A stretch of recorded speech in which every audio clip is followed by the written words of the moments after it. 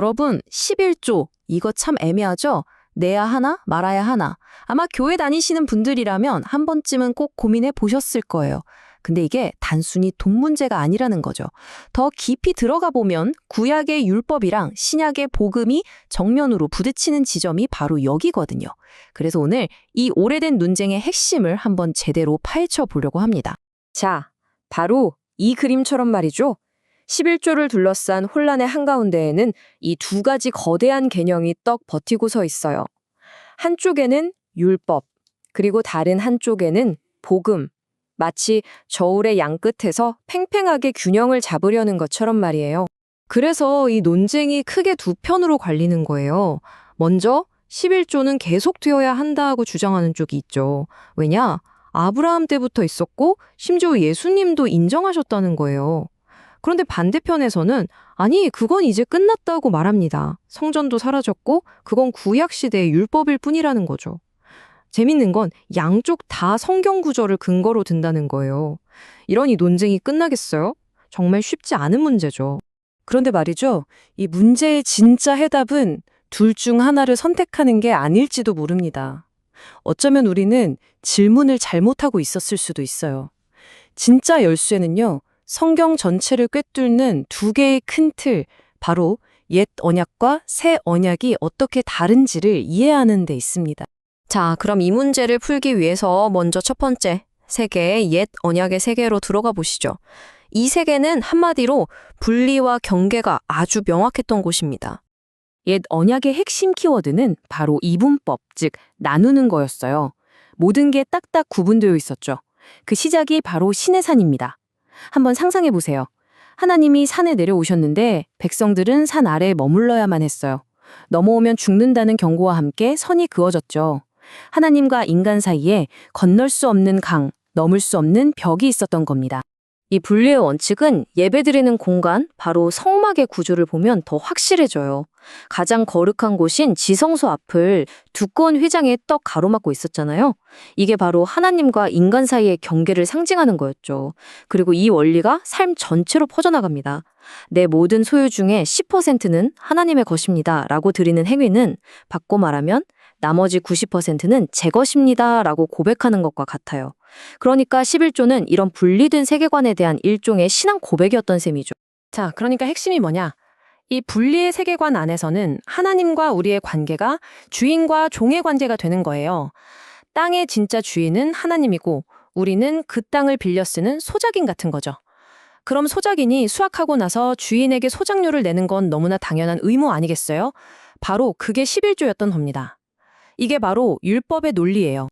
그런데 이 모든 질서를 한순간에 뒤엎어버리는 정말 결정적인 사건이 터집니다.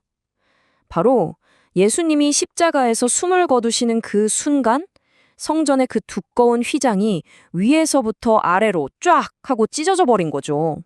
여러분, 이건 그냥 신기한 기적 정도가 아니었어요.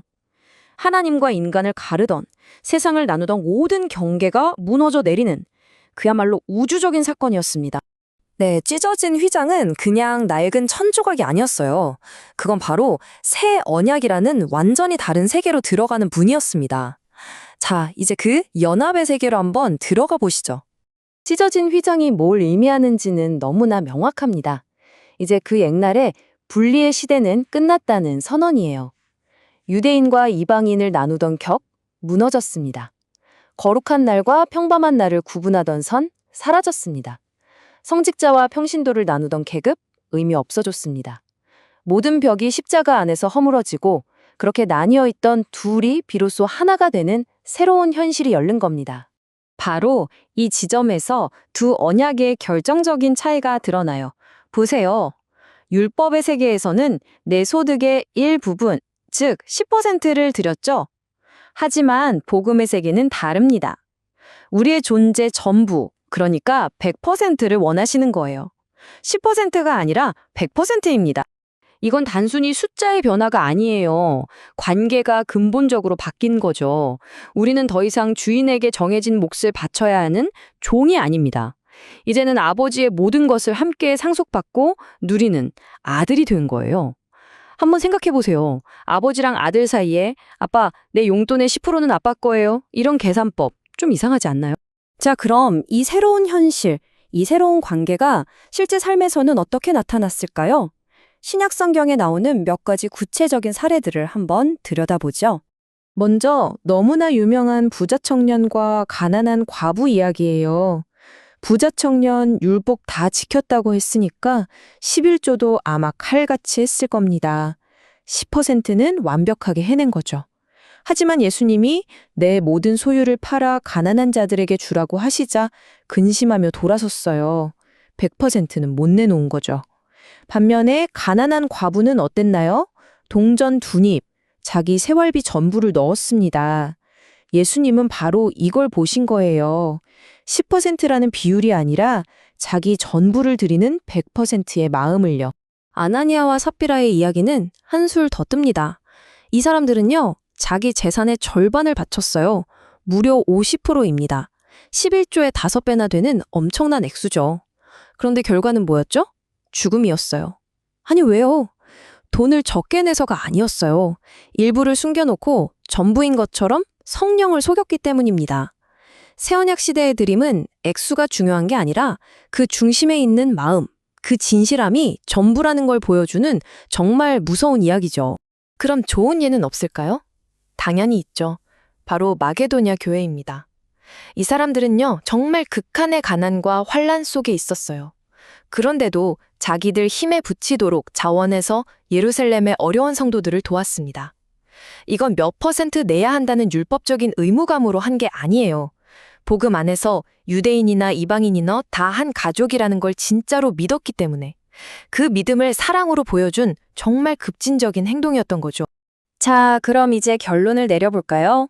새 언약은 헌금을 없앤 게 아닙니다. 절대로요. 오히려 그 차원을 완전히 높여버린 거예요. 10%라는 최소한의 의무에서 내 삶 전체를 드리는 100%의 사랑으로 업그레이드 한 거죠. 마지막으로 여러분께 이 질문을 한번 던져보고 싶습니다. 찢어진 휘장으로 인해 내 삶의 모든 영역이 거룩한 하나님의 것이 되었다면? 과연 우리는 아직도 10%만 하나님의 것이라고 말할 수 있을까요? 이 새 언약의 놀라운 현실이 오늘을 살아가는 우리의 삶에 또 우리의 지갑에 어떤 의미를 던져주는지 한번 깊이 생각해 볼 시간입니다.